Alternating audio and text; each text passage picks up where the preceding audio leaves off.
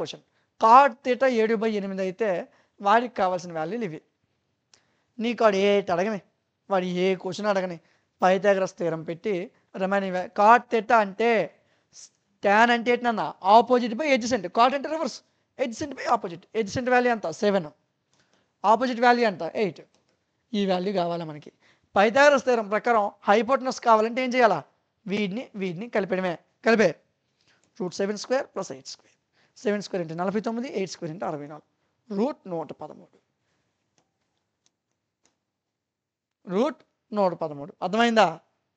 అర్థమైందా? Okay. So 3 వాల్యూలు వచ్చాయి. ఇప్పుడు వాడు ఏం అడగని మనం కట్టిద్దాం. First question 1 + sin θ. ఆ క్వశ్చన్ ఇక్కడ రాశాను, మరి భయపడకండి, ఇదిగోండి. సో ఫస్ట్ ఏం చేద్దాం, ఈ 3 వాల్యూలు వచ్చాయి కదా. ఇప్పుడు నేను sin A కడుతున్నాను, అదే sin θ కడుతున్నాను. sin θ అంటే ఫార్ములా చెప్పరా, opposite by hypotenuse. Opposite 8, hypotenuse √13, 8/√13. సరిపోయిందా? ఓకే. కాస్ 8 తర్వాత ఇంకే అంక ఉంది, 7 ఉంది కదా, చూడు ఒకసారి. కాస్ ఎడ్జసెంట్ బై హైపోటనస్ 7/√13, అంతే, 7/√13. ఓకే, ఇవన్నీ వచ్చాయి. ఫస్ట్ క్వశ్చన్ ఇప్పుడు అడిగింది మనకి. ఫస్ట్ క్వశ్చన్ ఇదంతా జుజుబి. ఎక్కడి నుంచి అసలు క్వశ్చన్ స్టార్ట్ అవుతుంది. 1 + sin θ × 1 - sin θ, 1 + cos θ, 1 - cos θ. ఇది మనకి అడిగింది. సో ఇది చేద్దాం మనం ఇప్పుడు.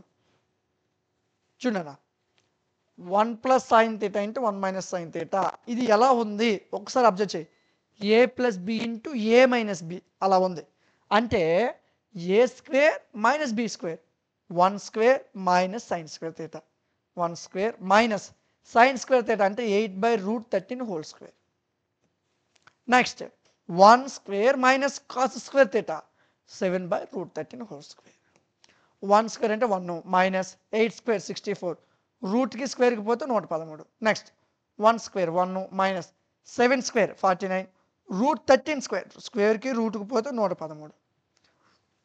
ఇప్పుడు ఇందులో ఈ టాపిక్లో 113 ఎల్సిఎం తీస్తే 1 × 113, 113 - 64. నెక్స్ట్ ఇందులో 113 ఎల్సిఎం తీస్తే 113 - 49. సో వీళ్ళిద్దరు పోతారు. 113 నుంచి 64 తీస్తే 49, 113 49 తీస్తే 64. ఇది మనకి 1 + sin θ × 1 - sin θ. దీని యొక్క వాల్యూ 49/64. ఇది ఒక్కటేనా, ఇంకేటి ఇచ్చాడు మనకి, ఇంకేటి అడిగాడు చూడు ఒకసారి. ఇంకేం అడిగాడు, ఇది దీని వాల్యూ కట్టేసాము. ఇప్పుడు cot² θ అని అడిగాడు మనకి. కడదాం. cot² θ మనకి cot θ తెలుసు కదరా. cot θ మనకు తెలుసు. చూడు మనకు తెలిసిన దాని ప్రకారం tan θకి దీని నుంచి వాల్యూ చెప్పు నాకు. tan θకి నాకు దీని నుంచి వాల్యూ చెప్పు. tan అంటే ఆపోజిట్ బై ఎడ్జసెంట్ 8/7, మరి cot అంటే రివర్స్ 7/8. అంతేనా? అర్థమైందా లేదా? ఇంకా చూడు, tan అంటే ఆపోజిట్ బై ఎడ్జసెంట్ 8/7, cot అంటే రివర్స్ 7/8. వాడికి ఏంటి కావాలా, cot² θ కావాలా. అంటే 7/8² దానికి స్క్వేర్ కట్టాం. 7² 49, 8² 64, అంతే. Very simple. అర్థమైందా? చాలా సింపుల్ క్వశ్చన్స్ నాన్న. నెక్స్ట్ క్వశ్చన్ వెళ్ళిపోదామా? చిన్న క్వశ్చన్ ఇవి, చిన్న లెక్కలు. 3 cot A అంటే 4 అన్నాడు. ఇక్కడ వచ్చింది answer. 3 cot A 4, cot A 4/3. cot Aకి formula adjacent by opposite. Adjacent ఎంత 4, ఆపోజిట్ ఎంత 3. వీళ్ళిద్దరు వచ్చారు కాబట్టి ఇప్పుడు ఏం చేయాలి, వీడిని కట్టాలా. హైపోటనస్ కావాలంటే వీడిని కలపాలా. కలిపి ఆ సైడ్ వచ్చేద్ది, ఆన్సర్ వచ్చేద్ది, అంతే. అది పెద్ద మ్యాటర్ ఏం కాదు. వెరీ సింపుల్ లెక్క, వెరీ సింపుల్. మనకి ఏంటి వచ్చాయి, ఇవి మనకు తెలిసింది. వీటి వాల్యూ కట్టాలా. కడదాం. tan A అంటే 3/4 అన్న, దీనికి రివర్స్ రా. cot A అంటే 4/3 అన్నాడు, tan A అంటే 3/4 రాశాను. మామూలుగా ఇక్కడ ఉపయోగపడుతుంది కదా అని మీకు అర్థం అవడానికి రాశాను. ఇప్పుడు ఈ వాల్యూ కట్టాలా by using Pythagoras theorem. Pythagoras theorem అంటే ఈ వాల్యూ కట్టకుండా డైరెక్ట్ ఆన్సర్ చేస్తున్నాను. ఒకసారి చూడండి. ఈ వాల్యూ కట్టకుండా డైరెక్ట్గా ఆన్సర్ చేస్తాం. 1 minus tan square by 1 plus tan square A. ఇది తీసుకున్నాం. లెఫ్ట్ హ్యాండ్ సైడ్ని తీసుకున్నాం. 1 minus tan square A by 1 plus tan square A. సరే తీసుకో. 1 మైనస్ tan ఏ అంటే 3/4. tan స్క్వేర్ అన్నాడు, అందుకే దాన్ని స్క్వేర్ చేశాను. 1 ప్లస్ tan స్క్వేర్ ఏ. సో ఇక్కడ మైనస్ ఉంది, ఇక్కడ ప్లస్ ఉంది, అంతే, ఇంకేం తేడా లేదు. 1 మైనస్ 3 స్క్వేర్ 9, 4 స్క్వేర్ 16. కనిపిస్తుందా? ఓకే. 1 plus 3 square 9, 4 square 16. చెప్పరా? 16 ఎల్సిఎం తీస్తే 16 మైనస్ 9/16. 16 ప్లస్ 9/16. ఎల్సిఎం వచ్చు కదా, అది కూడా చెప్పాలా? ఎల్సిఎం అందరికి వచ్చు కదా. ఇదిగో మరలా ఒకసారి చెప్తాను చూడు. 1 మైనస్ 9/16 ఈ వాల్యూని చెప్తాను అన్న. ఎల్సిఎం తీస్తే 16. ఇక్కడ 8 లేకపోతే 1 ఉన్నట్టు. 1 16లో 16, 16 1లో 16 మైనస్ 9. 16 నుంచి 9 పోతే 7, 7/16. ఓకేనా? అర్థమైందా? అలా చేయాలి ఎల్సిఎం. సో ఈ 16 ఈ 16 పోతే 7/16 ప్లస్ 9 into 25. Okay. 1 minus tan square A 1 plus tan square A కడితే 7/25 వచ్చింది. ఓకే, అలా ఉన్నాయి. ఓకేనా? దీని వాల్యూ ఎంత అని వచ్చింది మనకి? 7/25. సో దీని వాల్యూ 7/25 వచ్చింది.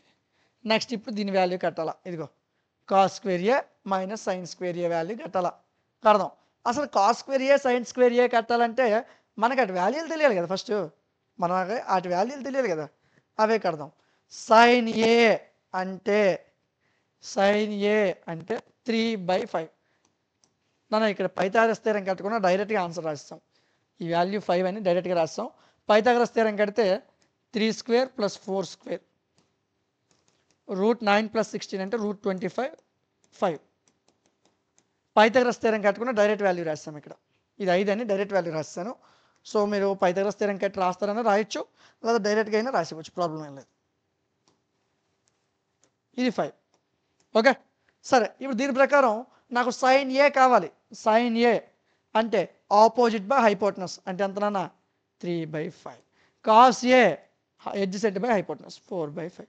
సైన్ ఏ కాస్ ఏ తెలిసిపోయినాయి కదా, అవే రాశాను చూడు ఇక్కడ. ఓకేనా? ఇప్పుడు మనకి ఏం కావాలరా?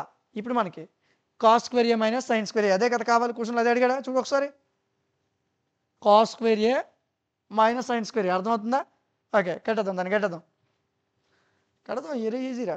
Cos 4/5 whole square, sine 3/5 whole square. నన్ను ఈ వాల్యూలు ఎక్కడి నుంచి తెచ్చాను అనుకోండి, ఇవ్వండి. మీకు వచ్చిన వాల్యూనే మళ్ళీ రాశాను నేను, అంతే, కొత్తగా రాయలే. 4 స్క్వేర్ 16, 5 స్క్వేర్ 25, 3 స్క్వేర్ 9, 5 స్క్వేర్ 25. నా రెండిట్లో డినామినేటర్ ఒకేలాగా ఉంది 25. 16 నుంచి 9 పోతే 7, 7/25. సో నువ్వు చూడు ఒకసారి చూడు.